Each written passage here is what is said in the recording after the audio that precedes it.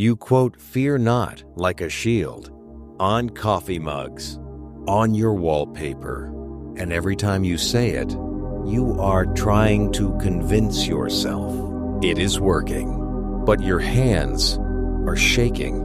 The last time you told someone God was with you, you had not slept in 3 days.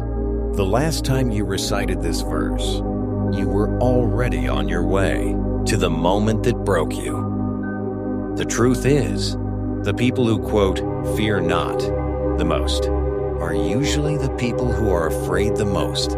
They have just learned to whisper it while their heart screams. You manage your fear instead of being free from it. You stay busy so you don't have to be still. You stay in control so nothing takes you by surprise. You call that faith. God calls it exhaustion. Fear has convinced you that the times, feeling times of fear, is the times, absence, times of God. So when the fear comes, you don't just feel afraid, you feel abandoned. Fear is not the problem. Fear is just the alarm.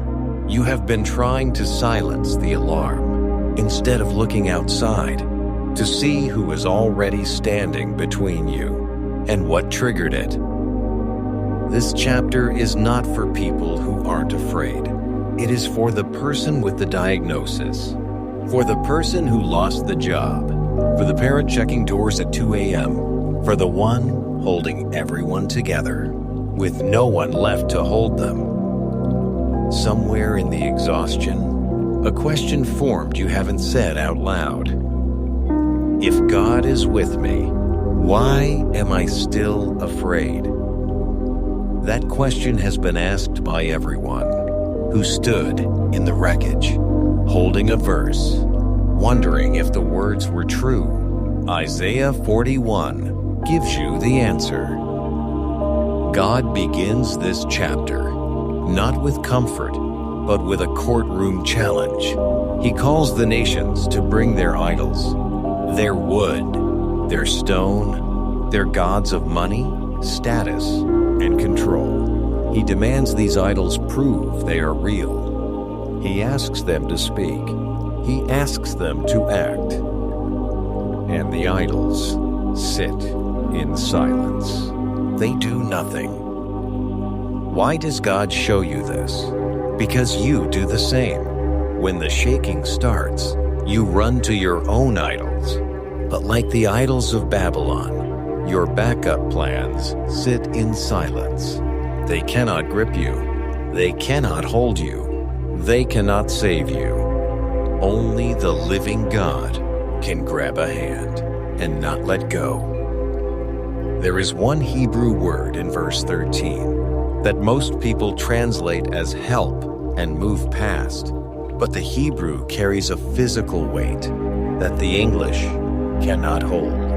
When you hear what it actually means, the question you walked in with, if God is with me, why am I still afraid, will have an answer you can feel in your hands. Listen for it. Keep silence before me, O islands, and let the people renew their strength. Let them come near. Then let them speak. Let us come near together to judgment. Who raised up the righteous man from the east, called him to his foot, gave the nations before him, and made him rule over kings. He gave them as the dust to his sword, and as driven stubble to his bow. He pursued them and passed on in peace, even by the way that he had not gone with his feet, who hath wrought and done it, and as driven stubble to his bow. He pursued them and passed on in peace, even by the way that he had not gone with his feet, who hath wrought and done it, calling the generations from the beginning. I, the Lord, the first, and with the last, I am he. The isles saw it and feared. The ends of the earth were afraid, drew near, and came. They helped every one his neighbor, and everyone said to his brother, "Be of good courage." So the carpenter encouraged the goldsmith, and he that smootheth with the hammer, him that smote the anvil, saying, "It is ready for the soldering." And he fastened it with nails, that it should not be moved. But thou, Israel, art my servant, Jacob, whom I have chosen, the seed of Abraham my friend, thou whom I have taken from the ends of the earth, and called thee from the chief men thereof, and said unto thee, Thou art my servant, I have chosen thee, and not cast thee away. Fear thou not, for I am with thee. Be not dismayed, for I am thy God. I will strengthen thee, yea, I will help thee, yea, I will uphold thee with the right hand of my righteousness. Behold, all they that were incensed against thee shall be ashamed and confounded. They shall be as nothing, and they that strive with thee shall perish. Thou shalt seek them, and shalt not find them, even them that contended with thee. They that war against thee shall be as nothing, and as a thing of naught.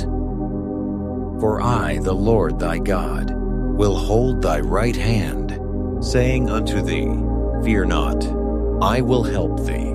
Fear not, thou worm Jacob, and ye men of Israel. I will help thee, saith the Lord, and thy Redeemer, the Holy One of Israel.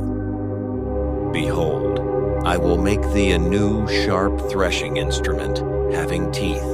Thou shalt thresh the mountains, and beat them small, and shalt make the hills as chaff. Thou shalt fan them, and the wind shall carry them away, and the whirlwind shall scatter them. And thou shalt rejoice in the Lord, and shalt glory in the Holy One of Israel. When the poor and needy seek water, and there is none, and their tongue faileth for thirst, I, the Lord, will hear them. I, the God of Israel, will not forsake them. I will open rivers in high places, and fountains in the midst of the valleys.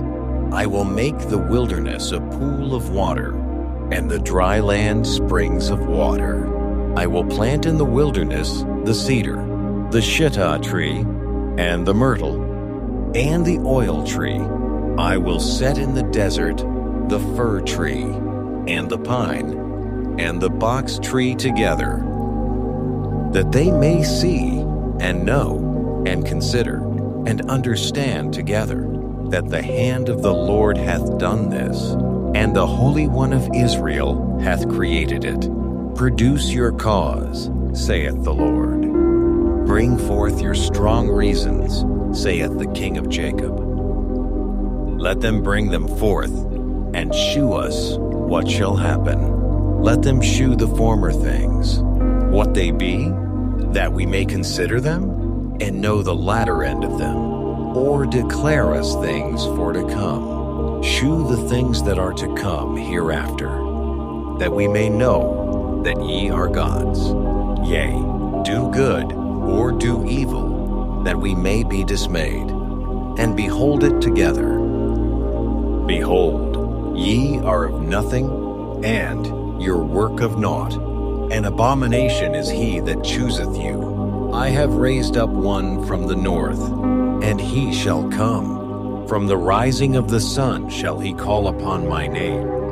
And he shall come upon princes, as upon mortar, and as the potter treadeth clay, who hath declared from the beginning, that we may know, and before time, that we may say, He is righteous. Yea, there is none that sheweth. Yea, there is none that declareth. Yea, there is none that heareth your words. The first shall say to Zion, Behold, behold them, and I will give to Jerusalem one that bringeth good tidings. For I beheld, and there was no man, even among them, and there was no counselor that, when I asked of them, could answer a word. Behold, they are all vanity. Their works are nothing. Their molten images are wind and confusion. Did you hear it? Verse 10, I will uphold thee. Verse 13, I, the Lord thy God, will hold thy right hand. The Hebrew word is Tamak. It is not a gentle word. It does not mean support from a distance. It does not mean watch over.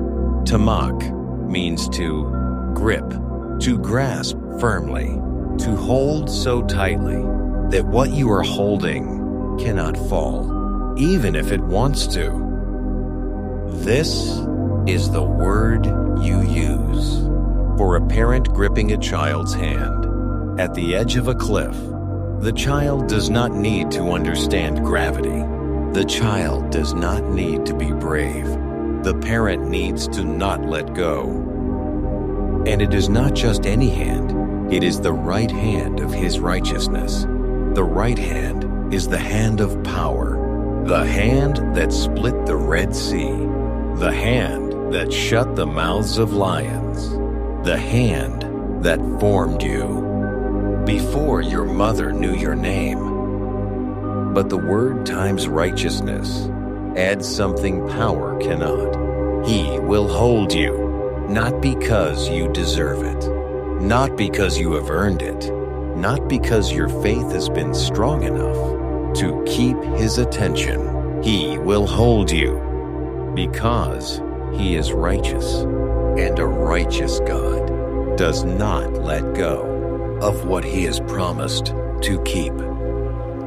Your grip can fail. Your faith can waver. Your courage can collapse at 2 a.m. You have been afraid that if you stop holding on, there is nothing on the other end of your grip. God says, empty your hands. I will do the holding. Here is what you do when the fear returns. You do not try to be brave. You do not try to quote a verse. You look at your empty hands and you say, I am not holding on. You are holding me. Say it out loud. Make it your breath. The panic will not leave immediately. The shaking won't stop. But you have transferred the grip, and that is all he has. The last time you almost fell, the railing grabbed you. You didn't grab the railing. It grabbed you. That is times Tamak. God does not say, strengthen your grip on me. Hold on tighter. Don't let go. He says the opposite. You don't have to hold on, because I am already holding you. Isaiah 41 was written for hands that are empty, for people with no sword left, no shield, no home. God does not say, pick something up, be stronger. He says, empty your hands. I will do the holding. If your hands are empty tonight, type the word held in the comments. Let that be your declaration. Father, I am tired of pretending that faith means not being afraid when every bone in my body is telling me to run. I am afraid that if I stop holding on, there is nothing to hold on to. Teach me that I was never the one holding on. Teach me that the hand I thought I was gripping has been gripping me since before I knew I was falling. Forgive me for believing the fear more than I believed your presence. Forgive me for thinking that the absence of courage was the absence of God. I don't need the fear to leave tonight. I need to know that something is holding me, that the fear cannot reach. I need to know that your right hand is closed around mine, and that it will not open. Amen. The fear was never the point. The grip was always the point. You are already being held. A new chapter arrives soon, and it meets you right where you are.